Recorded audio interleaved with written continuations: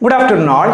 Welcome to Civil 360 IAS Academy and welcome to today's Hindu newspaper analysis. Before going to the detailed description of today's Hindu newspaper, we are introducing a new program. The team Civil 360 IAS Academy is launching a new program called Prelims Mains Companion. നിങ്ങൾ beginner ആയിക്കോട്ടെ, അല്ലെങ്കിൽ ഒരു repeater ആയിക്കോട്ടെ, അല്ലെങ്കിൽ ഒരു working professional ആയിക്കോട്ടെ, എല്ലാവർക്കും help ആകുന്ന രീതിയിൽ ഒരു പ്രോഗ്രാം.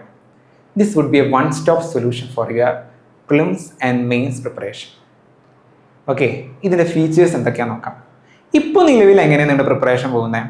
അതായത് പ്രിലിംസ് ക്ലാസ്സസ് ഒരു സ്ഥലത്ത്, മെയിൻസ് ക്ലാസ്സസ് ഒരു സ്ഥലത്ത്, മെയിൻസിൻ്റെ നോട്ട് വേറെ അക്കാദമിയുടെ, പ്രിലിംസിൻ്റെ നോട്ട് വേറെ അക്കാദമിയുടെ, കറണ്ട് അഫയേഴ്സ് ആയിട്ട് പല മാഗസിൻസും നിങ്ങൾ നോക്കി പോകും അല്ലേ? ഇനി അതിൻ്റെ ആവശ്യമില്ല. ഈ ഒരു പ്രോഗ്രാം നിങ്ങൾ ജോയിൻ ചെയ്യുകയാണെങ്കിൽ this would be a one stop solution for your entire prelims and mains preparation. അതിൻ്റെ ഫീച്ചേഴ്സ് നോക്കിയാലോ. The first feature it is in hybrid model. ഓൺലൈനായിട്ടും ഓഫ്ലൈനായിട്ടും ഇതിനകത്ത് നിങ്ങൾക്ക് പങ്കെടുക്കാൻ പറ്റും. And this programme include prelims and mains test series and its note. മാത്രമല്ല, we would give a summary class of every subjects called Prelims Sure and Main Sure. എല്ലാ സബ്ജക്റ്റും ഇപ്പോൾ നിങ്ങൾക്കിപ്പോൾ ഒരു വീക്കിൽ ടെസ്റ്റ് വരാമെന്ന് വിചാരിക്കാം. ലൈക്ക് ഇപ്പോൾ സൊസൈറ്റി അല്ലെങ്കിൽ സോഷ്യൽ ജസ്റ്റിസ് അല്ലെങ്കിൽ ഇന്റർണൽ സെക്യൂരിറ്റി, ഏതെങ്കിലും ഒരു സബ്ജക്റ്റ് വരാണെങ്കിൽ what are the important areas, നിങ്ങൾ അതെങ്ങനെ പഠിക്കണം? PYQ കണ്ടിന്യൂസ്ലി എന്താണ് PYQയിൽ എന്താ കണ്ടിന്യൂസ് ആയിട്ട് ചോദിക്കുന്നത്, ഇതെങ്ങനെ പഠിക്കണം? ഓരോ സബ്ജക്റ്റിനും സ്പെഷ്യലൈസ്ഡ് ആയിട്ട് നമ്മൾ പഠിക്കേണ്ട ആവശ്യമുണ്ട്. ഓരോ സബ്ജക്റ്റും പഠിക്കുന്ന രീതി വ്യത്യാസമാണ്. അപ്പം ഇതുപോലെയുള്ള കാര്യങ്ങളും മാത്രമല്ല, ആ ഒരു സബ്ജക്റ്റിൻ്റെ സമ്മറി കൂടി നിങ്ങൾക്ക് പ്രൊവൈഡ് ചെയ്ത് തരും. അപ്പോൾ വെറും ടെസ്റ്റ് സീരീസ് മാത്രമല്ല, it also include class. Okay, then other features നോക്കുകയാണെന്നുണ്ടെങ്കിൽ സെക്ഷണൽ ആൻഡ് ഫുൾ ലെങ്ത് ടെസ്റ്റുകൾ ഇതിൻ്റെ അകത്ത് ഇൻക്ലൂഡഡ് ആണ്. ഡെയിലി ആൻസർ റൈറ്റിംഗ് ഉണ്ടാകും. അതിൻ്റെ റെക്കോർഡഡ് വീഡിയോസും മറ്റ് ഡിസ്കഷൻസ് എല്ലാം നിങ്ങൾക്ക് അവൈലബിൾ ആയിരിക്കും.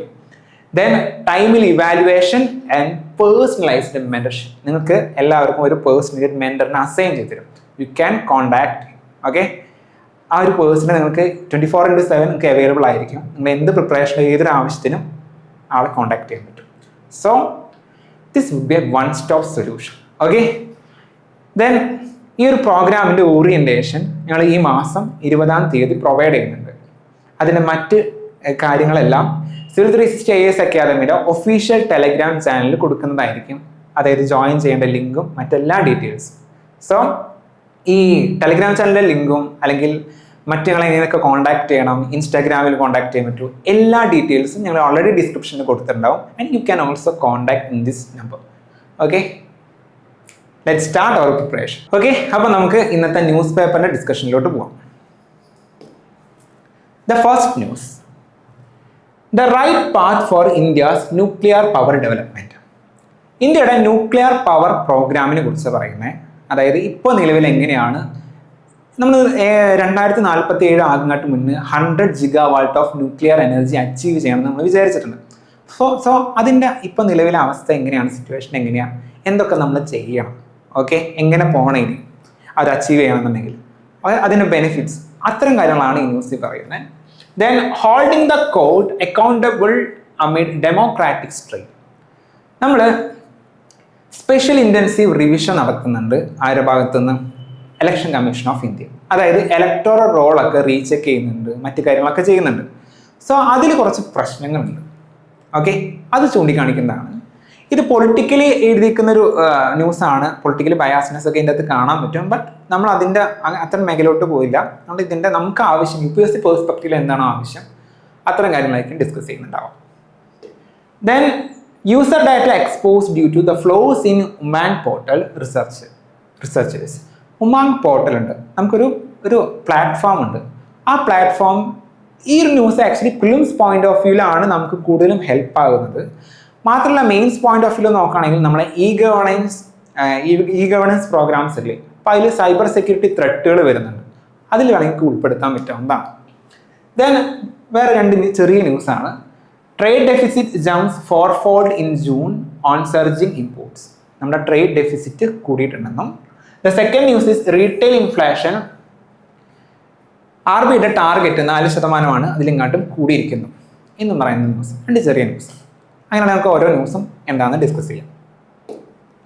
The first news. India is accelerating its nuclear power program with a target of 100 gigawatt nuclear capacity by 2047 while emphasizing indigenous technology and greater public-private participation.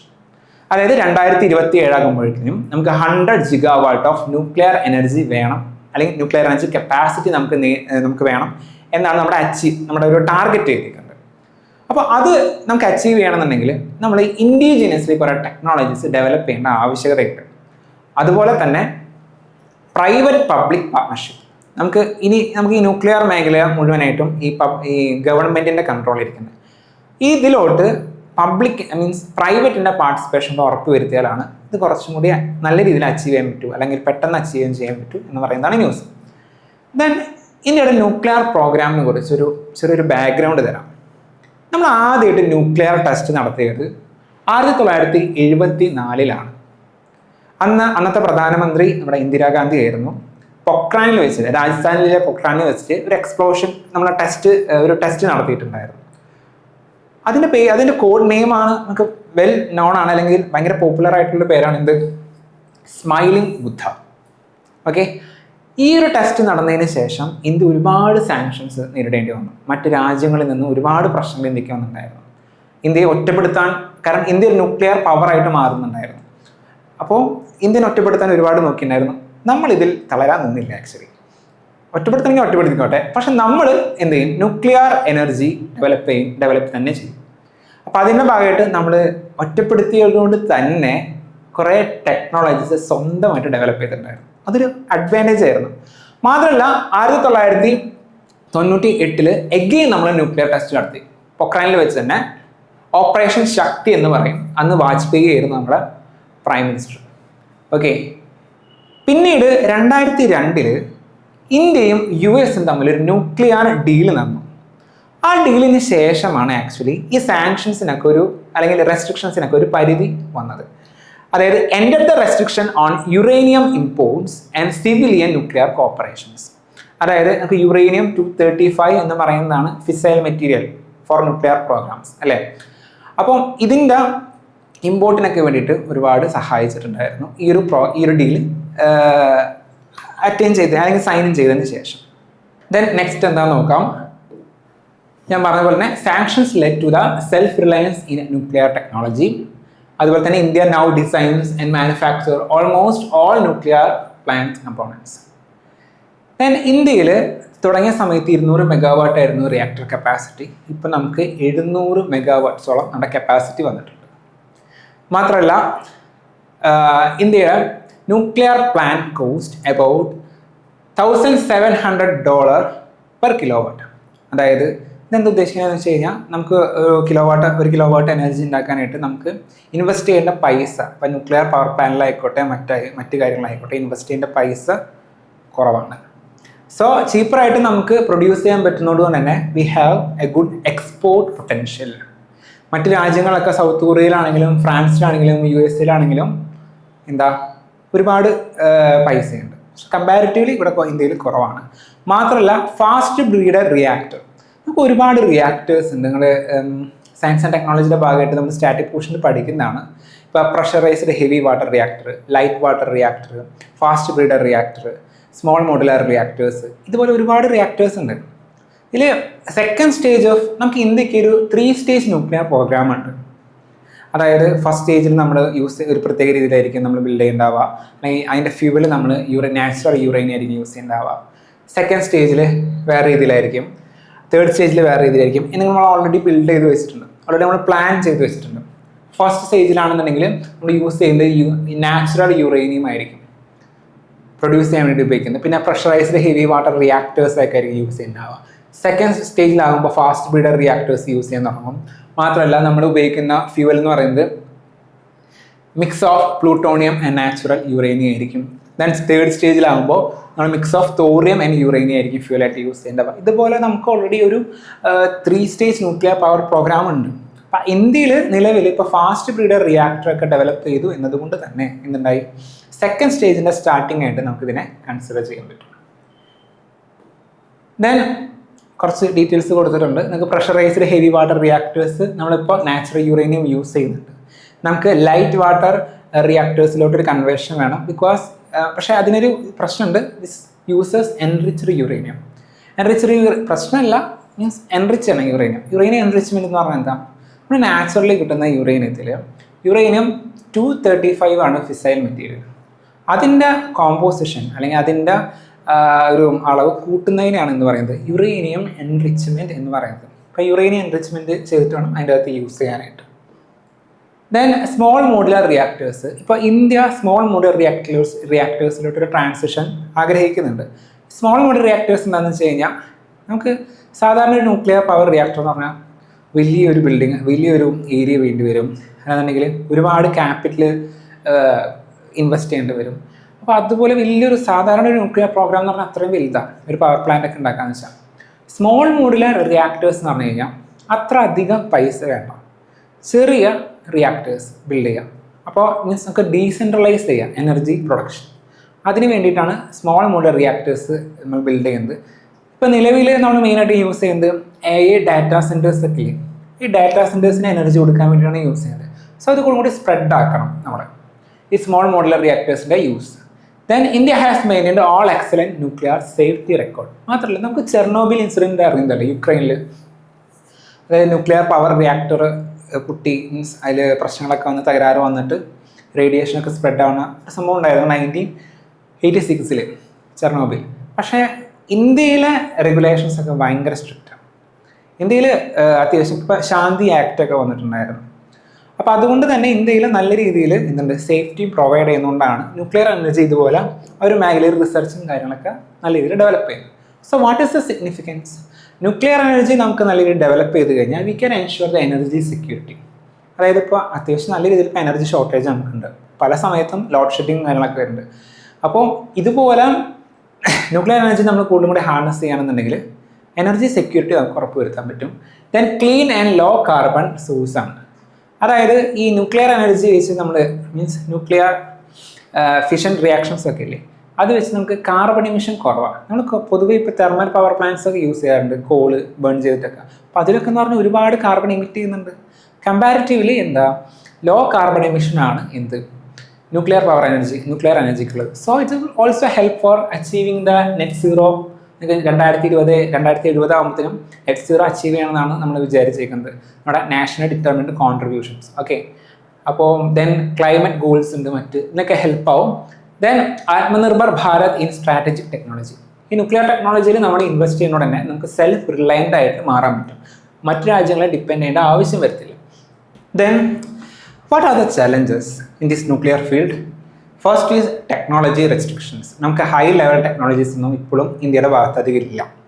Then high capital investment. നമുക്ക് nuclear energy produce ചെയ്യണമെങ്കിൽ നല്ല capital investment വേണം, നല്ല പൈസ വേണം ഉള്ളൊരു പരിപാടിയാണ് nuclear energy production എന്ന് പറയുന്നത്.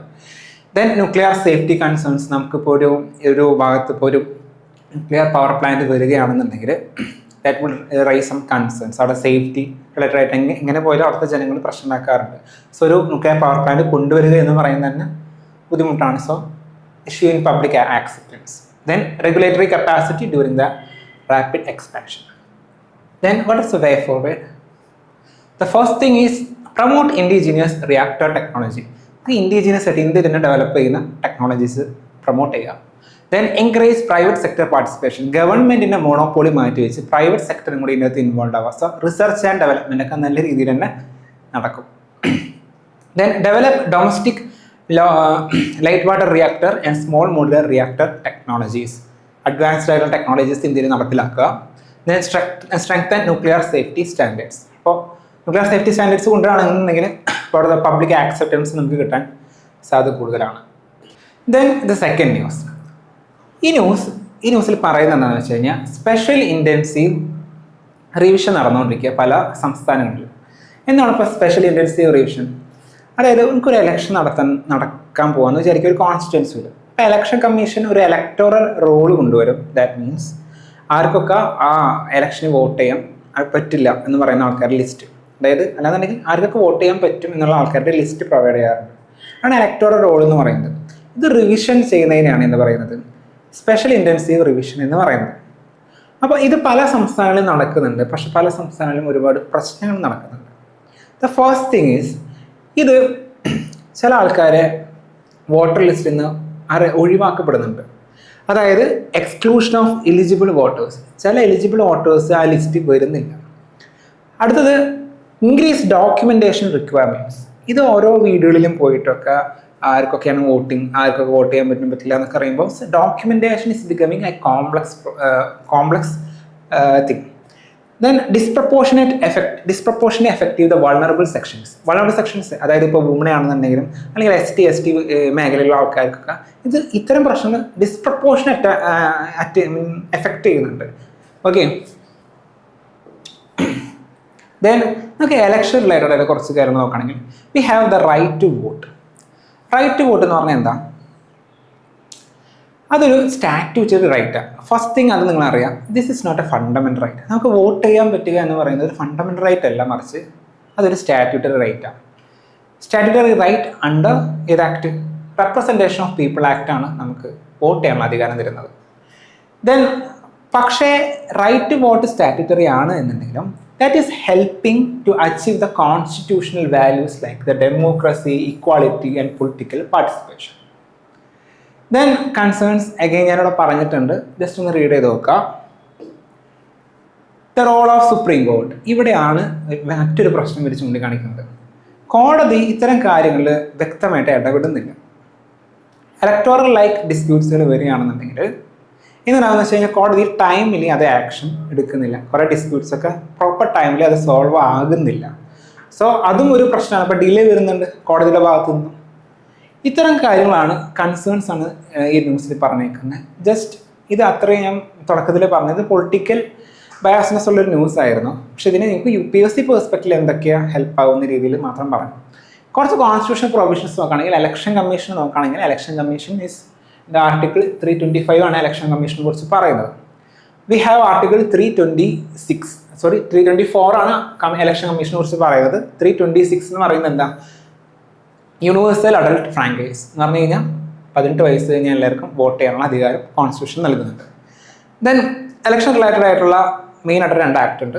Representation of people act 1950, 1951. എന്ത് ഈ 50-51 തമ്മിലുള്ള main difference? The Representation of People Act 1950 deals with the delimitation of constituencies, preparation and revision of electoral rolls and qualification of votes. അതായത് ഇലക്ഷൻ നടക്കുന്നതായിട്ട് മുന്നേ നമ്മൾ എന്തൊക്കെ ചെയ്യാറ്? മീൻസ് ഡീലിമിറ്റേഷൻ ചെയ്യും. ഓക്കെ, കോൺസ്റ്റിറ്റ്യൂഷനെ ലിമിറ്റേഷൻ ചെയ്യും. ഇതൊക്കെയാണ് മണ്ഡലം എന്ന് പറഞ്ഞിരിക്കും. Then preparation and revision of electoral rolls, ആർക്കൊക്കെ വോട്ട് ചെയ്യാൻ പറ്റും ആ ഒരു ലിസ്റ്റ് ഉണ്ടാക്കുന്നു. ദെൻ ക്വാളിഫിക്കേഷൻ ഓഫ് വോട്ടേഴ്സ് പറയുന്നു. ഇത്തരം കാര്യങ്ങളാണ് റെപ്രസെൻറ്റേഷൻ ഓഫ് പീപ്പിൾ ആക്ട് 1950 പറയുന്നത്. എന്നാൽ 1951 ആക്ച്വലി എങ്ങനെയാണ് ഇലക്ഷൻ നടക്കേണ്ടതിനെ കുറിച്ച് പറയുന്നത്. അതായത് governs the conduct of election, corrupt practices, qualifications, disqualification of candidates and resolution of election disputes. നമ്മൾ ഈ രാഹുൽ ഗാന്ധിനെ 2 വർഷത്തിലധികം ഇംപ്രിസൺ ചെയ്യുന്നതിൻ്റെ ഭാഗമായിട്ട് രാഹുൽ ഗാന്ധിയുടെ സീറ്റ് പാർലമെൻറ്റിൽ നിന്ന് പോയിട്ടുണ്ടായിരുന്നു. അതൊക്കെ ഈ ഒരു ആക്ടിൻ്റെ പ്രൊവിഷൻ കാരണം, representation of people act 1951. Then significance of electoral roll revision. നമ്മൾ എന്തിനാണ് ഇലക്ടോറൽ റോൾ റിവൈസ് ചെയ്യേണ്ട ആവശ്യം? The first thing is to ensure the free and fair election, remove duplicate or ineligible voters. പല ആൾക്കാരും ഒന്നിലധികം വോട്ടിങ് ആ പേരിലുണ്ടാവും, ചിലപ്പോൾ തെറ്റായി കിടക്കുന്നുണ്ടാവും, അല്ലെങ്കിൽ ഇൻഎലിജിബിൾ ആയിട്ടുള്ള വോട്ടേഴ്സ് ഉണ്ടാവും. ചിലപ്പം ഓൾറെഡി ഡെത്ത് സംഭവിച്ച ആൾക്കാർ, അവരുടെ ലിസ്റ്റും അവരുടെ പേരും ഇതിൻ്റെ അകത്ത് ഉണ്ടാവാറുണ്ട്.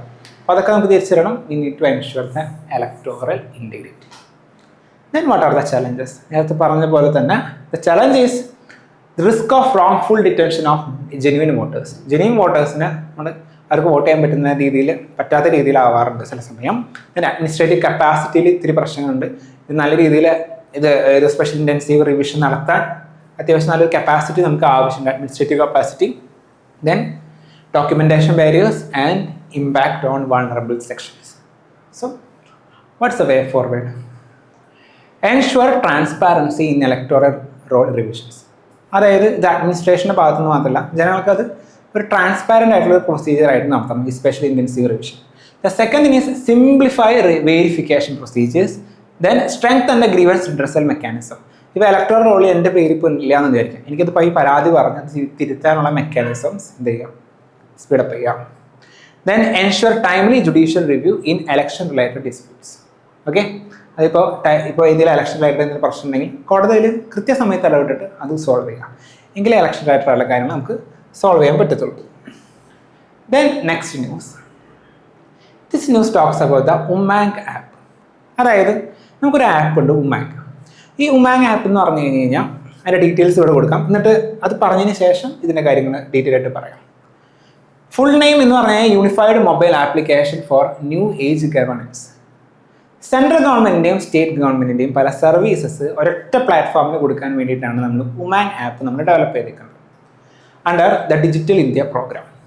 ഓക്കെ, പക്ഷേ ഇവിടെയുള്ള പല ഡാറ്റയും ലീക്കാകാൻ ചാൻസ് ഉണ്ട്, വൾണറബിൾ ആണ്. അതായത് പ്രോപ്പറായിട്ട് സെക്യൂർ അല്ല ഡാറ്റ എന്ന് പറയുന്നൊരു ന്യൂസാണ്. Like EPFO unique numbers. നമ്മൾ ഇതിനകത്തോട്ട് ഓരോ വ്യക്തികളും ഓരോ സിറ്റിസൺസും സർവീസ് ആക്സസ് ചെയ്യാൻ വേണ്ടി പല ഡാറ്റയും നമ്മൾ കൊടുക്കാറുണ്ട്. ആ കൊടുക്കുന്ന ഡാറ്റ ലൈക്ക് EPFO, അതായത് എംപ്ലോയ്മെൻറ്റ് പ്രൊവിഡൻറ്റ് ഫണ്ട് ഓർഗനൈസേഷൻ്റെ യുണീക്ക് നമ്പർ ഉണ്ടാവും, അത്തരം പിന്നെ Aadhaar numbers, LPG booking details ഒക്കെ ലീക്ക് ആകാനുള്ള ചാൻസ് ആ ആപ്പിലുണ്ടെന്ന് ചൂണ്ടിക്കാണിക്കുകയും ചെയ്തു റിസർച്ചേഴ്സ്. അത് ആ മിനിസ്ട്രി അത് അംഗീകരിക്കുകയും ചെയ്തു. ഓക്കെ, അപ്പോൾ ഈ ആധാർ കാർഡിൻ്റെ ഒക്കെ നമ്പേഴ്സ് എൻക്രിപ്റ്റഡ് അല്ല, അതായത് പ്ലെയിൻ ടെക്സ്റ്റിൽ അവർ കിടക്കുന്നത്. എൻക്രിപ്റ്റഡ് എന്ന് പറഞ്ഞാൽ എന്താ, നമുക്കിപ്പോൾ ഒരു ആധാർ 4, 5, 6 എന്ന് എഴുതിയിട്ടുണ്ടെങ്കിൽ അത് എൻക്രിപ്റ്റ് ചെയ്യുമ്പോൾ വേറെ രീതിയിലായിരിക്കും നമ്മൾ എൻക്രിപ്റ്റ് ചെയ്യുന്നുണ്ടാവാം. ഒരു കോഡൊക്കെ വെച്ചിട്ട് ചിലപ്പോൾ 4, 5, 6 പകരം കാണിക്കുന്നത് ചിലപ്പോൾ *1# എന്നൊക്കെ ആയിരിക്കും. ഒരു എൻക്രിപ്ഷൻ കോഡ് വെച്ച് എൻക്രിപ്റ്റ് ചെയ്യാറുണ്ട്. പക്ഷേ ഈ ആപ്പിൽ ആധാർ നമ്പേഴ്സൊക്കെ പ്ലെയിൻ ടെക്സ്റ്റിൽ തന്നെ കിടക്കുന്നത്, എൻക്രിപ്റ്റഡ് ആയിട്ടല്ല കിടക്കുന്നത്. അപ്പോൾ ഇതുപോലെ കുറേ വൾണറബിലിറ്റീസ് കാണിക്കുന്നു. സോ നമ്മൾ ഈ ഉമാങ് ആപ്പിനെ കുറിച്ചൊന്ന് അറിഞ്ഞിരിക്കുക. ഇത് ഏത് മിനിസ്ട്രിയുടെ കീഴിലാണെന്ന് അറിയാം, ministry of electronics and information technology. Then digital India പ്രോഗ്രാമിൻ്റെ ഭാഗമായിട്ടാണ് തുടങ്ങിയത്. സോ ഡിജിറ്റൽ ഇന്ത്യ പ്രോഗ്രാം 2015 നമ്മൾ സ്റ്റാർട്ട് ചെയ്തിട്ടുണ്ട് four promoting the digital infrastructure, digital governance and digital empowerment of citizens.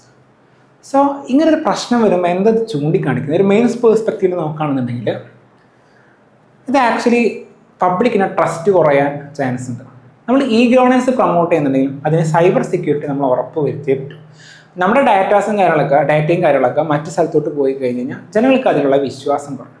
അപ്പം അതുകൊണ്ട് തന്നെ we need to build trust in governance.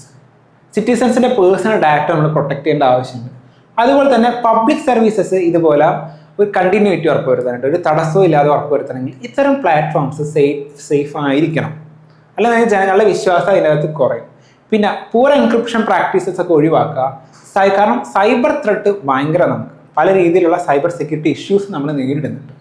മാത്രമല്ല we need A coordination among the multiple government agencies. പല ഏജൻസീസിൻ്റെയും അതായത് ഒരു coordinator approach ഉണ്ടെങ്കിൽ മാത്രമേ ഇത് നമുക്ക് ഉറപ്പുവരുത്താൻ പറ്റത്തുള്ളൂ. So and also adopt the privacy by design and security by design principles. Then strengthen the encryption and access control, implement continuous vulnerability assessment. നമ്മൾ ഓരോ പ്ലാറ്റ്ഫോംസ് ഒക്കെ ഇടയ്ക്ക് വെച്ച് നമ്മൾ ചെക്ക് ചെയ്ത് നോക്കാം, ഇതിലെന്തെങ്കിലും പ്രശ്നമുണ്ടോ, അതായത് വൾണറബിലിറ്റി അസസ്മെൻറ്റുകൾ നടത്തുക. ഒരു തേർഡ് പാർട്ടി നടത്തുകയാണെങ്കിൽ കുറച്ചും കൂടി നന്നായി. Then enhance coordination between the MEITI, CERT, അതായത് നമ്മുടെ സൈബർ സെക്യൂരിറ്റി മെയിനായിട്ട് ഡീൽ ചെയ്യുന്നത് ഇവരാണ്.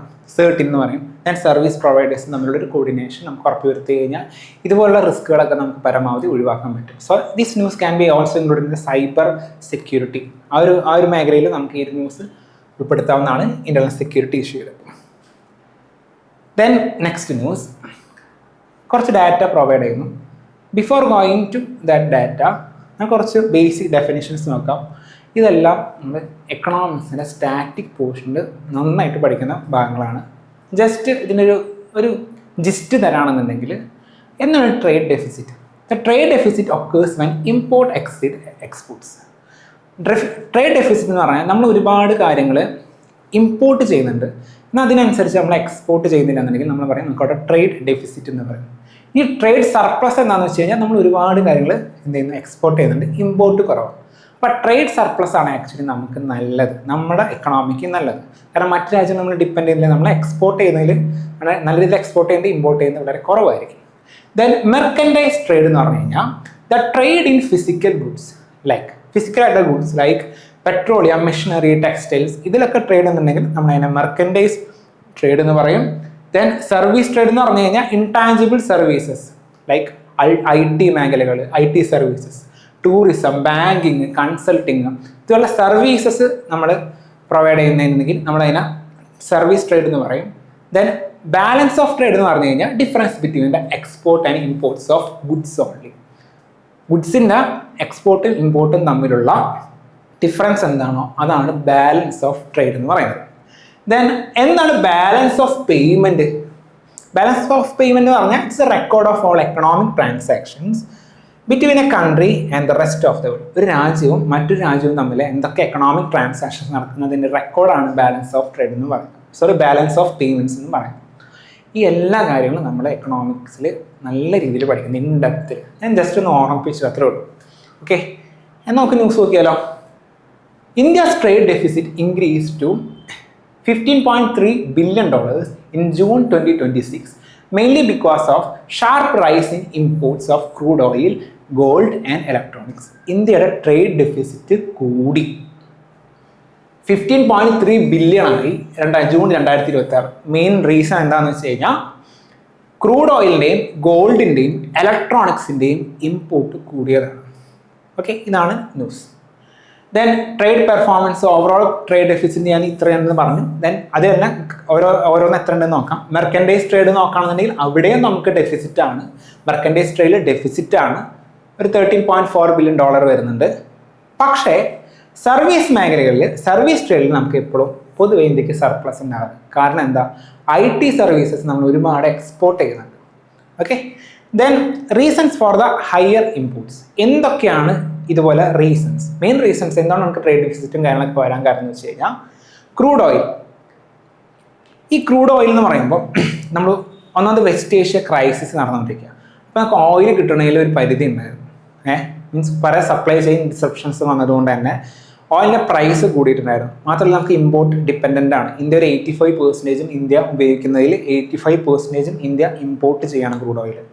സോ ഇമ്പോർട്ട് ഡിപ്പെൻഡൻസ് ആണ്. പിന്നെ ഗോൾഡിൻ്റെ പ്രൈസ് കൂടിയിട്ടുണ്ട്. പിന്നെ ഇലക്ട്രോണിക്സ് മേഖലകളിൽ നമ്മൾ ഒരുപാട് കാര്യങ്ങൾ ഇമ്പോർട്ട് ചെയ്തിട്ടാണ് നമ്മൾ എന്ത് ചെയ്യുന്നത്, ഇവിടെ മാനുഫാക്ചർ ചെയ്യുന്നത്. സോ ഇമ്പോർട്ട് അതുകൊണ്ടൊക്കെയാണ് കൂടുന്നത്.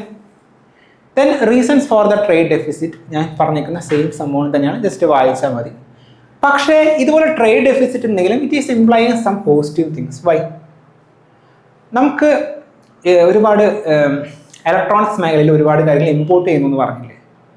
ആക്ച്വലി അതിൻ്റെ അർത്ഥം എന്താ, നമ്മുടെ domestic manufacturing in the electronic sector കൂടുന്നുണ്ട്. കാരണം അവർ ഇമ്പോർട്ട് ചെയ്യുന്നുണ്ടെങ്കിലും അതനുസരിച്ച് ആ ഇൻഡസ്ട്രി വളരുന്നുണ്ട് എന്നർത്ഥം. അതുകൊണ്ടാണ് ആ മേഖലയിലോട്ട് ഒരുപാട് ഇമ്പോർട്ട് വരുന്നത്. So it promote the industrial activity. പക്ഷെ നെഗറ്റീവ് ഭാഗം എന്താണെന്ന് വെച്ച് കഴിഞ്ഞാൽ കറണ്ട് അക്കൗണ്ട് ഡെഫിസിറ്റ് വരാൻ സാധ്യതയുണ്ട്, ഇന്ത്യൻ റുപ്പിയുടെ വാല്യൂ കുറയാൻ സാധ്യതയുണ്ട്. അതുപോലെ തന്നെ increased vulnerability four external shock. നമ്മൾ മറ്റു രാജ്യങ്ങളെ ഡിപ്പെൻഡ് ചെയ്യുമ്പോൾ എന്താ, നമുക്ക് എന്തെങ്കിലും ഒരു ഷോക്ക് വന്നു കഴിഞ്ഞാൽ നമ്മൾ അതിനെ എഫക്റ്റഡ് ആവും. ഈ കറണ്ട് അക്കൗണ്ട് ഡെഫിസിറ്റ് എന്താ, ഇന്ത്യൻ റുപ്പിയുടെ വാല്യൂ പൊട്ടൻഷ്യലിനെ എങ്ങനെ ബാധിക്കുന്നത്, ഇതൊക്കെ നമ്മൾ പ്രോപ്പറായിട്ട് എക്കണോമിക്സ് ഓൾറെഡി പഠിക്കുന്നതാണ്. ജസ്റ്റ് അപ്ഡേഷൻ മാത്രമാണ് പ്രൊവൈഡ് ചെയ്യുന്നത്. So what is the way forward? Promote export diversification. അതായത് നമ്മുടെ എക്സ്പോർട്ട് കൂട്ടാൻ നോക്കുക. അതും ഒരു രാജ്യങ്ങൾക്ക് മാത്രമല്ല, ഒരു പ്രത്യേക രാജ്യങ്ങൾക്ക് മാത്രമല്ല, കുറേ രാജ്യങ്ങളോട്ട് എക്സ്പോർട്ട് നമ്മൾ പ്രൊമോട്ട് ചെയ്യുക. അപ്പോൾ നമ്മുടെ എക്സ്പോർട്ട് കൂടാൻ സാധ്യത. Reduce dependence on the imported crude oil. Imported ആയിട്ടുള്ള ക്രൂഡ് ഓയിൽ നമ്മുടെ എനർജി ആവശ്യങ്ങൾക്ക് വേണ്ടി നമ്മൾ ക്രൂഡ് ഓയിൽ ഇമ്പോർട്ട് ചെയ്യുന്നത് ഡിപ്പെൻഡ് ചെയ്യാണ്ട് മറിച്ച് നമുക്കിവിടെ റിന്യൂവബിൾ എനർജി, ന്യൂക്ലിയർ എനർജി ഒക്കെ പ്രൊമോട്ട് ചെയ്യാം. അപ്പോൾ അതാവുമ്പോൾ മറ്റു രാജ്യങ്ങൾ ഡിപ്പെൻഡ് ചെയ്യേണ്ട ആവശ്യമില്ല നമുക്ക്. Then strengthen the domestic electronic manufacturing. ഇവിടെ ഇലക്ട്രിക് മാനുഫാക്ചറിങ് നമ്മൾ പറഞ്ഞു, ഈ മാനുഫാക്ചറിങ് ഇലക്ട്രോണിക്സ് മാനുഫാക്ചറിങ്ങിലാണ് ഇതുപോലെ ഒരുപാട് എന്ത് വരുന്നത്, ഇഷ്ടംപോലെ ഇമ്പോർട്ട് വരുന്നത്. ആ ഇമ്പോർട്ട് ചെയ്യുന്ന സാധനം ഇവിടെ ഉണ്ടാക്കിയ പോലെ. ഓക്കെ, അതിനുവേണ്ടി ഈ PLI സ്കീംസ് ഒക്കെ ഇല്ലേ, like production linked incentive schemes അല്ലെങ്കിൽ മേക്കിംഗ് ഇന്ത്യ സ്കീമിൻ്റെ കീഴിൽ ആ കമ്പോണൻസ് ഇന്ത്യയിൽ തന്നെ ഡെവലപ്പ് ചെയ്യാൻ നോക്കാം. ദെൻ ഈ ഗോൾഡ് നല്ല രീതിയിൽ നമ്മൾ ഇമ്പോർട്ട് ചെയ്യുന്നുണ്ട്. അപ്പോൾ ഗോൾഡ് നമ്മൾ അധികം പ്രൊമോട്ട് ചെയ്യാണ്ടിരിക്കുക, ഫിസിക്കൽ ഗോൾഡ് പ്രൊമോട്ട് ചെയ്യാണ്ട് മറിച്ച് ഗോൾഡിൻ്റെ മറ്റ് വശങ്ങളുണ്ട്, ലൈക്ക് ഡിജിറ്റൽ ഗോൾഡ് പ്രൊമോട്ട് ചെയ്യുക, അല്ലാന്നുണ്ടെങ്കിൽ സോവറൈൻ ഗോൾഡ് ബോണ്ട് ഉണ്ട്, അത്തരം കാര്യങ്ങൾ പ്രൊമോട്ട് ചെയ്യുക. അപ്പോൾ നമുക്ക് ഗോൾഡ് ഇമ്പോർട്ട് ചെയ്യേണ്ട ആവശ്യകത കുറയും. ഇങ്ങനെയൊക്കെ ചെയ്ത് കഴിഞ്ഞ് കഴിഞ്ഞാൽ ഒരു പരിധി വരെ നമുക്ക് ട്രേഡ് ഡെഫിസിറ്റ് ഒക്കെ കുറയ്ക്കാൻ പറ്റും. ദെൻ നെക്സ്റ്റ് ന്യൂസും ഇതുപോലെ ഒരു ഫാക്റ്റാണ് തരുന്നത്. നമ്മുടെ റീറ്റെയിൽ ഇൻഫ്ലേഷൻ കൂടിയിട്ടുണ്ട് 4.5%. ഇത് ആക്ച്വലി നമ്മൾ RBI വെക്കുന്ന ടാർഗറ്റ് ഉണ്ട് 4%, അതിലിങ്ങോട്ട് കൂടുതലാണ്. ഇത്രയുള്ളൂ ന്യൂസ് ആക്ച്വലി. ഓക്കെ, ബാക്കി കാര്യങ്ങളൊക്കെ എന്തുകൊണ്ട് ഇൻഫ്ലേഷൻ ഉണ്ടായെന്ന് വെച്ച് കഴിഞ്ഞ് കഴിഞ്ഞാൽ major drivers of inflation. First thing is the food inflation. എന്താണ് CPI, WPI, PPI, IIP? ഇതൊക്കെ നമ്മൾ എക്കണോമിക്സിൽ ഓൾറെഡി പഠിക്കുന്നതിൻ്റെ അപ്ഡേഷൻ മാത്രമേ ഇവിടെ പറയുന്നുള്ളൂ. സ്റ്റാറ്റിക് പോർഷൻസ് ഇതിൻ്റെ അകത്ത് പറയുന്നില്ല. സോ എന്തുകൊണ്ടാണ് റീറ്റെയിൽ ഇൻഫ്ലേഷൻ കൂടിയത് എന്ന് വെച്ച് കഴിഞ്ഞ് കഴിഞ്ഞാൽ ഫുഡ് ഇൻഫ്ലേഷൻ നല്ല രീതിയിൽ വന്നിട്ടുണ്ട്. 5.05%. ഫുഡിൻ്റെ പ്രൈസ് ഇപ്പം നല്ല രീതിയിൽ കൂടുന്നുണ്ട്. മെയിൻ റീസൺ എന്താ? നമ്മുടെ മെയിൻ റീസൺ എന്ന് പറയുകയാണെങ്കിൽ ഒരു കാര്യം കുറേ കാര്യങ്ങളുണ്ടായാലും ഒരെണ്ണം എന്ന് പറയുകയാണെന്നുണ്ടെങ്കിൽ ഇത് റെയിൻഫോൾ കുറവായി പ്രാവശ്യം സൗത്ത് വെസ്റ്റ് മൺസൂണിൽ. അപ്പോൾ അതുകൊണ്ട് അഗ്രികൾച്ചർ പ്രൊഡക്ടിവിറ്റിയും ഈൽഡും എല്ലാം കുറവാണ് നമുക്ക്. അപ്പം അതുകൊണ്ട് തന്നെ ഈ അഗ്രികൾച്ചർ പ്രൊഡക്ടിവിറ്റി കുറയുമ്പോൾ ഡിമാൻഡ് കൂടുന്നു, സപ്ലൈ ഇല്ല. അപ്പം എന്തായി? പ്രൈസ് കൂടുന്നു. അതുപോലെ തന്നെ നമ്മൾ ഈ ഫ്യൂവലിൻ്റെ പ്രൈസ് ഒരുപാട് കൂടിയിട്ടുണ്ടായിരുന്നു. നമുക്കൊരു കാര്യം മാനുഫാക്ചർ ചെയ്യണമെന്നുണ്ടെങ്കിൽ അതിൻ്റെ ക്രൂഡ് ഓയിലിനൊക്കെ പ്രൈസ് ഈ വെസ്റ്റ് ഏഷ്യ ക്രൈസിസ് കാരണം കൂടിയിട്ടുണ്ടായിരുന്നു. അപ്പോൾ പ്രൊഡക്ഷൻ്റെ പൈസ കൂടുന്നു, അപ്പോൾ അതുകൊണ്ട് ഔട്ട്പുട്ടിൻ്റെ പൈസയും കൂടുന്നു. മാത്രമല്ല ട്രാൻസ്പോർട്ടേഷൻ കോസ്റ്റും എന്ത് ചെയ്യുന്നു? ഈ ഫ്യൂവൽ പ്രൈസ് കാരണം കൂടുന്നുണ്ടായിരുന്നു. അപ്പോൾ ഇതൊക്കെ കാരണമാണ് നമുക്ക് റിറ്റെയിൽ ഇൻഫ്ലേഷൻ, സാധനങ്ങളുടെ വില കൂടാൻ കാരണമായത്. ദെൻ ഇതൊക്കെയാണ് കാര്യങ്ങൾ. ദെൻ ഇംപ്ലിക്കേഷൻ എന്താ? ഈ ഇൻഫ്ലേഷൻ കൂടിക്കഴിഞ്ഞാൽ that would reduces our purchasing power. നമുക്ക് 100 രൂപയ്ക്ക് പണ്ട് വാങ്ങിക്കുന്ന സാധനങ്ങൾ ഇപ്പം 100 രൂപയ്ക്ക് വാങ്ങാൻ പറ്റത്തില്ല. മീൻസ് ഇപ്പോൾ ഒരു 150 രൂപ കൊടുക്കേണ്ടി വരും. അപ്പം 100 രൂപ പർച്ചേസിങ് പവർ കുറയാന്ന് പറഞ്ഞു കഴിഞ്ഞാൽ പണ്ട് നമ്മൾ 100 രൂപയ്ക്ക് ഒരു 4 കിലോ അരി വാങ്ങി വിചാരിക്കാം. ഇൻഫ്ലേഷൻ കാരണം ഇപ്പോൾ 100 രൂപയ്ക്ക് ചിലപ്പോൾ 2 കിലോ അരി വാങ്ങാനേ പറ്റുള്ളൂ. സോ അവർ purchasing power is reducing. Then increase cost of living. ജീവിക്കാൻ അത്യാവശ്യം നല്ല പൈസ വേണം. Raises production and transportation cost. Inflation കൂടി കഴിഞ്ഞാൽ ട്രാൻസ്പോർട്ടേഷൻ കോസ്റ്റ് അഗെയിൻ കൂടും, പ്രൊഡക്ഷൻ കോസ്റ്റും അഗെയിൻ കൂടും. And what is the way forward? First thing is ensure the adequate food supply. അതായത് നമ്മൾ പറഞ്ഞില്ലേ ഫുഡിൻ്റെ പൈസ കൂടുന്നു, അതായത് സപ്ലൈ കുറയുന്നു. ഈ മീൻസ് അഗ്രികൾച്ചർ ആക്ടിവിറ്റീനെ ബാധിച്ചുകൊണ്ട് നമ്മുടെ ഈൽഡ് കുറയുന്നു, സപ്ലൈ കുറയുന്നു, ഡിമാൻഡ് ഉണ്ട് എന്നാൽ പൈസ കൂടുന്നു. ഓക്കെ, ഈ സംഭവമില്ലേ? അപ്പം ensure A buffer stock. Actually നമുക്ക് ഇതുപോലെ എന്തെങ്കിലും ആവശ്യമൊക്കെ വന്നു കഴിഞ്ഞ് കഴിഞ്ഞാൽ മീൻസ് നമുക്ക് മാർക്കറ്റിലോട്ട് സപ്ലൈ ചെയ്യാൻ വേണ്ടിയിട്ട് ഫുഡ് നമ്മൾ ഓൾറെഡി സ്റ്റോർ ചെയ്ത് വെക്കണം. അതാണ് ബഫർ സ്റ്റോക്ക് എന്ന് പറയുന്നത്. ബഫർ സ്റ്റോക്ക് ഉണ്ടെന്നുണ്ടെങ്കിൽ നമുക്ക് ഇതുപോലെ എന്തെങ്കിലും വേരിയേഷൻസോ ഫ്ലക്ച്വേഷൻസോ ഫുഡിൻ്റെ അവൈലബിലിറ്റിയിൽ വരുന്നുണ്ടെങ്കിൽ നമുക്ക് ആ ബഫർ സ്റ്റോക്ക് യൂസ് ചെയ്തിട്ട് നമുക്കത് കോമ്പൻസേറ്റ് ചെയ്യാൻ പറ്റും. അപ്പോൾ പൈസ കൂടാണ്ട് നമുക്ക് പരമാവധി നോക്കാൻ പറ്റും. Then diversify energy sources to reduce import oil dependence. അതായത് നമ്മൾ മെയിനായിട്ടും ക്രൂഡ് ഓയിലിനല്ല ഡിപ്പെൻഡ് ചെയ്യുന്നത്, അതാണ് ഇമ്പോർട്ട് ചെയ്യുന്നത്. നമ്മൾ റിന്യൂവബിൾ എനർജിയിലൊക്കെ നമ്മൾ പ്രൊമോട്ട് ചെയ്യും. അപ്പോൾ നമുക്ക് ട്രാൻസ്പോർട്ടേഷൻ കോസ്റ്റും പ്രൊഡക്ഷൻ കോസ്റ്റൊക്കെ നമുക്ക് കുറയ്ക്കാൻ പറ്റും. Then improve agriculture resilience through the irrigation and climate resilient farming. അതായത് ഇപ്പോൾ സൗത്ത് വെസ്റ്റ് മൺസൂൺ കുറഞ്ഞപ്പോൾ നമ്മുടെ അഗ്രികൾച്ചർ പ്രൊഡക്ടിവിറ്റിയും കുറഞ്ഞു. പക്ഷേ അതിന് പകരം നമുക്ക് വെള്ളം അവിടെ കൊടുക്കാനായിട്ട് ഇറിഗേഷൻ ഫെസിലിറ്റീസ് ഒക്കെ ഉണ്ടായിരിക്കുക. അങ്ങനെയാണെങ്കിൽ നമുക്ക് അഗ്രികൾച്ചറിൻ്റെ പ്രൊഡക്ടിവിറ്റി ബാധിക്കില്ല. അപ്പോൾ ഇത്തരം കാര്യങ്ങൾ ചെയ്തു കഴിഞ്ഞാൽ ഒരു പരിധി വരെ ഇൻഫ്ലേഷൻ നമുക്ക് കുറയ്ക്കാനും പറ്റും. ദെൻ കുറച്ച് ബേസിക് ഉള്ള ടേംസ് ഇതിനകത്ത് എക്സ്പ്ലെയിൻ ചെയ്യുന്നത് വായിച്ചാൽ മതി. അതൊക്കെ സ്റ്റാറ്റിക് പോർഷൻ്റെ ഭാഗമാണ്. എന്താണ് കൺസ്യൂമർ പ്രൈസ് ഇൻഡെക്സ് എന്നും റിറ്റെയിൽ ഇൻഫ്ലേഷൻ എന്നും ഹോൾസെയിൽ പ്രൈസ് ഇൻഫ്ലേഷനും inflation targeting monetary policy committee ഒക്കെ ഇതൊക്കെ നമ്മൾ സ്റ്റാറ്റിക് പോർഷൻ നന്നായിട്ട് പഠിക്കുന്നതാണ്. സോ ഒരു ന്യൂസ് തരാം, ഒരു ക്വസ്റ്റ്യൻ തരാം. ഈ ഒരു ക്വസ്റ്റ്യൻ നിങ്ങൾക്ക് ആൻസർ ചെയ്യാം. 15 മാർക്കിൻ്റെ ക്വസ്റ്റ്യൻ ആണ്. അതിനുശേഷം newspaper.civil360@gmail.com എന്ന് പറഞ്ഞ വെബ്സൈറ്റിലോട്ട് ഇമെയിൽ ഐഡിയിലോട്ട് അയച്ചു കഴിഞ്ഞ് കഴിഞ്ഞാൽ നിങ്ങൾക്കത് വാല്യൂ ചെയ്ത് നിങ്ങൾക്ക് തിരിച്ചയക്കേണ്ടതായിരിക്കും. So don't miss this opportunity. പരമാവധി ആൻസർ ചെയ്താൽ നോക്കുക. അങ്ങനെയുമ്പോൾ എഴുതി വാല്യൂ ചെയ്യുമ്പോൾ നിങ്ങൾ ഒരു കറക്റ്റ് ട്രാക്കിലാണോ എന്നൊക്കെ നിങ്ങൾക്ക് അറിയാൻ പറ്റും. Okay, thank you.